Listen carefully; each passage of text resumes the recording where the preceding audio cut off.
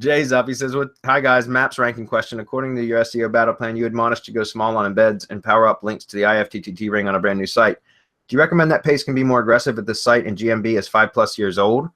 The market is one of the most competitive. Your press release strategy is being used, and in one of the major 5 cities in the U.S. What do you think?" Yeah, absolutely, Jay.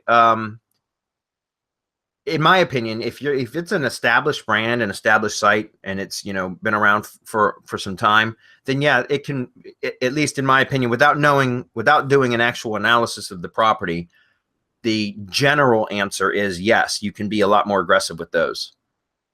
Usually when we're talking about being really conservative, it's about newer properties, so stuff that you really have to fly under Google's radar, so to speak, right? And so you don't want to raise any red flags. But if you got something that's been established for 5 years, again, without looking at it, I would take it on a case-by-case basis, but the vast majority of them will likely be able to withstand a lot more, you being a lot more aggressive.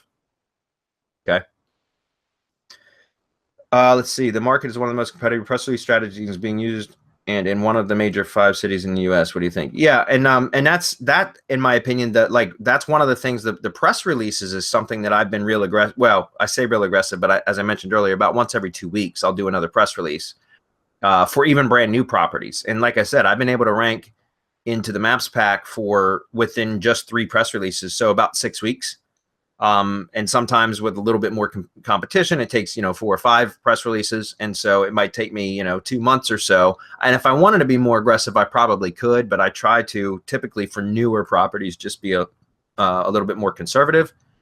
But again, with 5-year-old site and Google My Business listing, you could likely get away with doing a press release every day, every couple of days, or every once a week or something like that. So 4 in a month, and you'd be able to use those.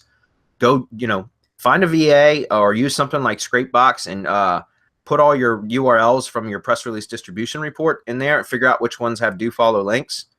And then you could use those to like spam, you could spam those with additional links too, because then you allow the press release site to kind of like launder that link juice a bit.